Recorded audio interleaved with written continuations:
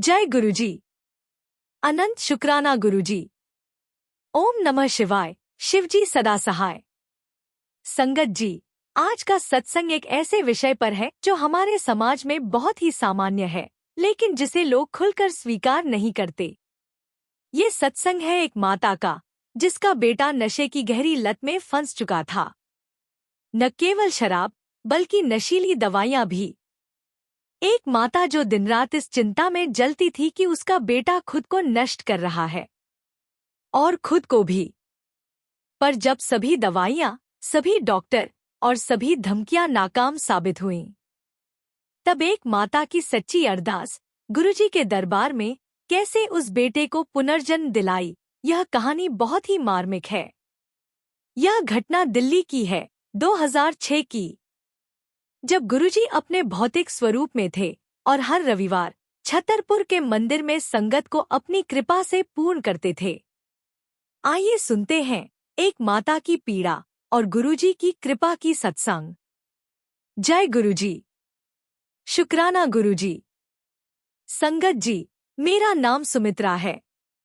मैं दिल्ली की एक माता हूँ। मेरे पास 2 बेटियां हैं और एक बेटा, राजीव। राजीव मेरा सबसे छोटा बेटा है। जब वह पैदा हुआ तो मेरे घर में रोशनी आ गई। वह बहुत होनहार लड़का था। 12वीं तक बहुत अच्छे नंबर लाता था। पर फिर कॉलेज में सब कुछ बदल गया।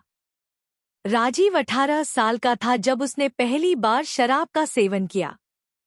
मैंने सोचा शायद यह सब लड़कों के साथ होता है।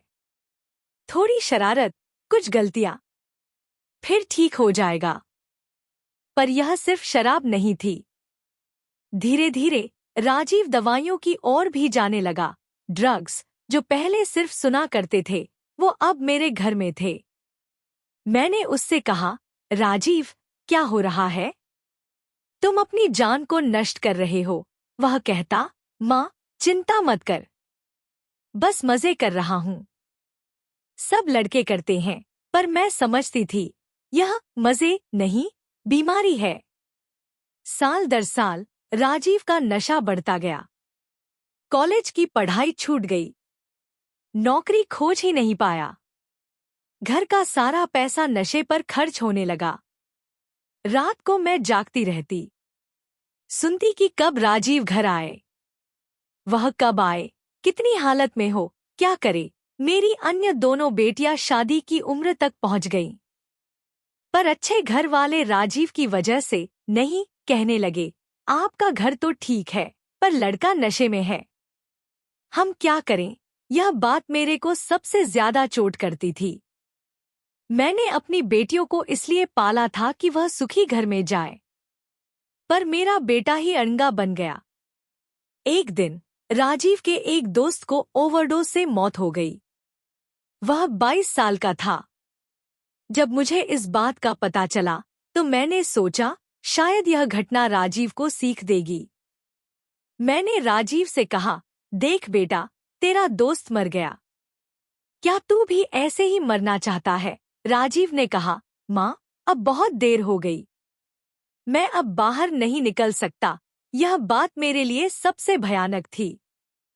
मेरा बेटा खुद को एक कैदी समझने लगा था, नशे का कैदी। मैंने राजीव को कई डॉक्टरों के पास ले गई।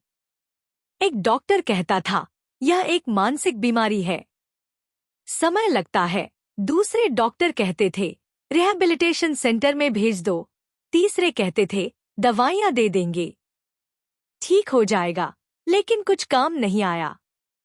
राजीव एक बार रिहैबिलिटेशन सेंटर गया, 3 महीने रहा, फिर बाहर आते ही फिर से नशे में चला गया। मैंने 1 महीने की तनख्वाह खर्च करके दवाइयां खरीदी, पर राजीव उन्हें लेता ही नहीं। माँ, ये दवाइयां काम नहीं करती, सिर्फ मेरा शरीर फूल जाता है। मैं असहाय हो गई। एक रात राजीव पूरी तरह नशे में घर आया।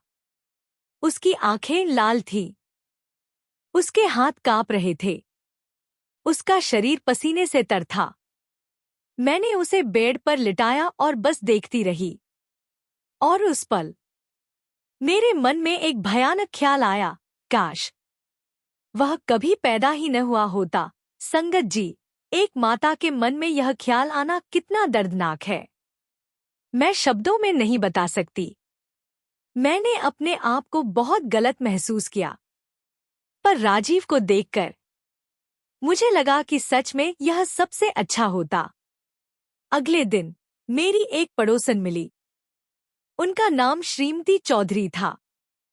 मैंने उन्हें सब कुछ बता दिया, राजीव की हालत, मेरी बेचैनी, मेरी असफलता। श्रीमती चौधरी ने सुना और फिर कहा, सुमित्रा, मैंने ऐसे ही एक लड़के को देखा है। उसका नाम गौरव था, वह भी नशे में था। फिर गुरुजी की कृपा से उसकी जिंदगी बदल गई। मैंने कहा, कौन है ये गुरुजी? कैसे बदल गई जिंदगी? श्रीमती चौधरी ने कहा, गुरुजी उसे एक नजर देख लिए और उसका सब नशा खत्म हो गया। अब वह बिल्कुल सामान्य जीवन जी रहा है। मैंने कहा, सच में? और यह गुरुजी कहाँ है? उन्होंने कहा, छतरपुर में। हर रविवार सामूहिक दरबार होता है। तुम राजीव को लेकर जा। मैंने पहले तो संदेह किया, क्या ऐसे ही किसी के देखने से नशा छूट जाता है? पर जब मेरे पास कोई रास्ता नहीं रहा तो मैंने हाँ कर दी। राजीव को मनाना बहुत मुश्किल था। जब मैंने कहा, बेटा, हम एक बाबा के पास चलते हैं, तो वह हंसने लगा। माँ, बाबा साहबा से क्या होगा? मुझे साइकोलॉजिस्ट नहीं, मुझे सिर्फ नशा चाहिए। पर मैंने उसे जबरन तैयार कर लिया। उसे नहा दिया, अच्छे कपड़े पहना दिए और एक रविवार हम छतरपुर की ओर निकल पड़े। जब हम गुरुजी के दरबार में पहुंचे तो राजीव बिल्कुल बेजान था। वह बस बैठा हुआ था, बिना कहीं ध्यान दिए। भजन चल रहे थे, लोग गा रहे थे, पर राजीव की आंखें सिर्फ अपने पैरों पर लगी थी। मैं उसके बगल में बैठी थी और मन ही मन प्रार्थना कर रही थी, गुरुजी, अगर आप सच में हो तो मेरे बेटे को बचा लो। करीब आधा घंटा बीता होगा। अचानक गुरुजी की नजर हमारी ओर पड़ी। बाकी सब लोग भजन में डूबे थे, पर गुरुजी ने अपनी उंगली से राजीव को इशारा किया, तू काले कपड़ों वाले, उठ। राजीव ने गलतफहमी से सोचा कि गुरुजी किसी और को बुला रहे हैं, पर मैंने उसे कोहनी मारी, बेटा, तुम्हें बुला रहे हैं। राजीव उठा। पूरी संगत ने उसकी ओर देखा। गुरुजी ने राजीव को देखा, बहुत गहराई से देखा। फिर उन्होंने कहा, तू कितने साल से अपने आप को मार रहा है? राजीव को लगा कि उसका सब कुछ गुरुजी को पता है। वह कुछ बोल नहीं पाया। गुरुजी ने कहा, सुन बेटा, तेरी माता का दिल तेरे नशे से नहीं टूटा है, टूटा है इस बात से कि तू अपनी कीमत नहीं समझ रहा। फिर गुरुजी ने पीछे मुड़कर मुझसे कहा, और तुम, माता, तू इतना चिंतित क्यों हो? क्या तू सोचती है कि तेरे बेटे की जिंदगी सिर्फ तुम्हारे ऊपर है? मैंने सिर हिलाया। संगत जी, सत्संग आगे जारी रहेगा, परंतु पहले एक अत्यंत महत्वपूर्ण सेवा संदेश आपसे विनम्रतापूर्वक साझा करना आवश्यक है। इस चैनल का उद्देश्य केवल कथन, उपदेश या प्रेरणा देना नहीं है, बल्कि वास्तविक धरातल पर जीवन बदलने वाली सेवा को निरंतर चलाना है। इस समय यहाँ एक निरंतर अन्न सेवा संचालित हो रही है, जिसमें ऐसे जरूरतमंद भाई बहनों, श्रमिक परिवारों और छोटे छोटे मासूम बच्चों तक भोजन पहुँचाने का प्रयास किया जाता है, जो कई बार खाली पेट सोने को मजबूर हो जाते हैं। संगत जी, एक प्लेट भोजन किसी के लिए सिर्फ खाना होता है, लेकिन किसी के लिए जीवन की उम्मीद, सुरक्षा और दुआ बन सकता है। अगर आपका हृदय इस सेवा से जुड़ना चाहे, तो आप अपनी श्रद्धा और भाव के अनुसार इस पवित्र कार्य में सहभागिता कर सकते हैं। शास्त्रों में स्पष्ट कहा गया है, सेवा वह पुण्य है जो मनुष्य के कर्म भंडार को उज्जवल करता है और अदृश्य संकटों को दूर करता है। किसी के पेट में भोजन पहुंचना मात्र कर्म नहीं, बल्कि ईश्वर तक पहुंचा प्रेम संदेश है। कहते हैं कि सेवा में दिया गया अन्न दुआ बनकर लौटता है और जीवन की राहों को सहज बनाता है। जब स्क्रीन पर क्यूआर कोड दिखाई दे तो इस सरल प्रक्रिया का पालन करें। जैसे ही क्यूआर कोड दिखे, उसका स्क्रीनशॉट ले लीजिए। अपने मोबाइल की गैलरी खोलकर वही इमेज सिलेक्ट करें। अपने किसी भी यूपीआई ऐप में स्कैन फ्रॉम गैलरी विकल्प चुनें। श्रद्धा अनुसार सेवा राशि भेजकर अन्न सेवा सहयोग पूर्ण करें। आप अपनी भावना के अनुसार सेवा राशि से जुड़ सकते हैं। याद रखिए, धन से दी गई सेवा पेट भरती है और भाव से दी गई सेवा पाप, बाधा और भय से रक्षा करती है। संगत जी, जहाँ सेवा होती है वहाँ कृपा जन्म लेती है। जहाँ दया बहती है वहाँ असीम आशीर्वाद प्रवाहित होता है। शुक्राना, आभार, प्रणाम। जय गुरुजी। संगत जी, गुरुजी ने कहा उसकी जिंदगी मेरे ऊपर है और मैं उसे ठीक कर दूंगा, पर उसे अपने आप को बदलना होगा और तुम उसे बदलने के लिए मत दबाओ, प्रेम से समझाओ। फिर गुरुजी ने राजीव को इशारा किया, और तू बेटा, अब से हर रविवार यहाँ आना और अपने को खुद से पूछना, क्या मैं अपना बेटा होने के काबिल हूँ? क्या मैं अपनी माता का नाम रोशन करना चाहता हूँ? और तेरे भीतर अगर एक छोटी सी भी इच्छा है सही रास्ते की, तो मैं उसे बड़ा करके तेरे सामने रख दूंगा। गुरुजी की बातें राजीव के कानों में पड़ गईं। पहले हफ्ते में कुछ बड़ा बदलाव नहीं हुआ, पर राजीव सोने लगा। पहले रात भर जागता था, अब नींद आने लगी। दूसरे हफ्ते वह दोपहर को रात के नशे की हैंगओवर से बिस्तर छोड़ने लगा। तीसरे हफ्ते, संगत जी, तीसरे हफ्ते मैंने देखा कि राजीव की आंखें बदलने लगी हैं। जहां पहले उसकी आंखों में भय और शर्मिंदगी थी, अब उसमें एक बहुत सूक्ष्म सी आशा दिखने लगी।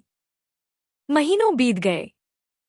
हर रविवार राजीव खुद ही तैयारी करके छतरपुर जाने के लिए कहता। पहले 3 से 4 महीने गुरुजी उसे बहुत कड़े अंदाज में देखते थे, लेकिन एक दिन गुरुजी ने मुस्कुराकर उसे देखा। उस दिन राजीव का दिल बदल गया। उसने मुझसे कहा, माँ, गुरुजी ने मुझे मुस्कुराकर देखा। मुझे लगा कि मेरे लिए अभी भी उम्मीद है। छठे महीने में राजीव को आखिरी बार नशे की लालसा आई। वह रात को घर से निकल गया, दोस्तों के साथ चला गया। मैंने पूरी रात सोया नहीं। मुझे लगा सब कुछ फिर से शुरुआत हो गया।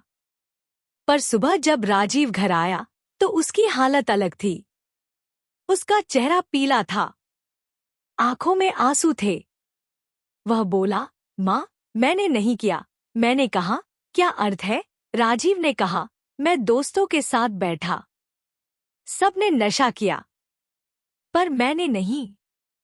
क्योंकि मुझे गुरुजी का वह सवाल याद आया, क्या तू अपना बेटा होने के काबिल हो? और जब मैंने तुम्हारी ओर देखा तो तुम्हारा चेहरा मेरे सामने आ गया और मैं नहीं कर पाया। माँ, संगत जी, उस दिन पहली बार मैंने अपने बेटे को सही चुनते देखा।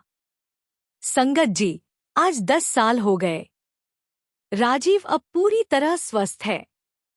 कोई नशा नहीं, कोई अफीम नहीं। वह एक अच्छी नौकरी करता है। उसके सहकर्मी उसे बहुत पसंद करते हैं। और सबसे खूबसूरत बात, दोनों बेटियां अब शादी करके अपने अपने घरों में सुखी हैं। क्योंकि अब राजीव उनका गर्व है, शर्मिंदगी नहीं।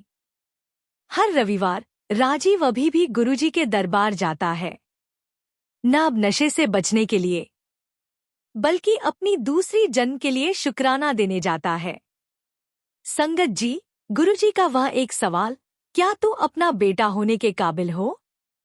वह मेरे लिए एक मंत्र बन गया। हर बार जब मैं गलत रास्ते की ओर जाने वाला होता था, मैं अपने आप से यही सवाल पूछता, क्या मैं अपनी माता का बेटा होने के काबिल हूँ? और इस सवाल का जवाब हमेशा मुझे सही रास्ते की ओर ले आता था। संगत जी, सुमित्रा माता की यह सत्संग बताती है कि नशे की लत कितनी गहरी होती है, पर एक सत्य और भी ज्यादा गहरा है। एक माता का प्रेम और एक महात्मा की कृपा दोनों मिलकर सबसे मजबूत जंजीर को भी तोड़ सकते हैं। गुरुजी का संदेश है, नशा सिर्फ शरीर को नहीं, आत्मा को भी मारता है। पर अगर कोई तुम्हारे लिए प्रेम से सवाल पूछे, क्या तू अपना बेटा होने के काबिल हो, तो शायद तुम सोच जाओ, अगर आप या आपका कोई प्रिय नशे में फंसा है तो भागना मत। सहारा दो, प्रेम दो और सबसे अहम, हिम्मत दो। क्योंकि नशा भी एक ऐसी जेल है जहां बंदी खुद चाहता है कि कोई आकर उसे बाहर निकाले। संगत जी, अगर इस सत्संग ने आपके मन में कोई उम्मीद जगाई हो तो कमेंट में सच्चे दिल से लिखिए। हर इंसान के भीतर सुधार की क्षमता है, गुरुजी उसे जगा देते हैं। जय गुरुजी। और अगर आप या आपका कोई नशे की समस्या से जूझ रहा है तो इस वीडियो को उन तक जरूर पहुंचाइए। हो सकता है राजीव की तरह यह एक सवाल ही किसी की जिंदगी बदल दे। जय गुरुजी। अनंत शुक्राना गुरुजी। ओम नमः शिवाय। शिवजी सदा सहाय।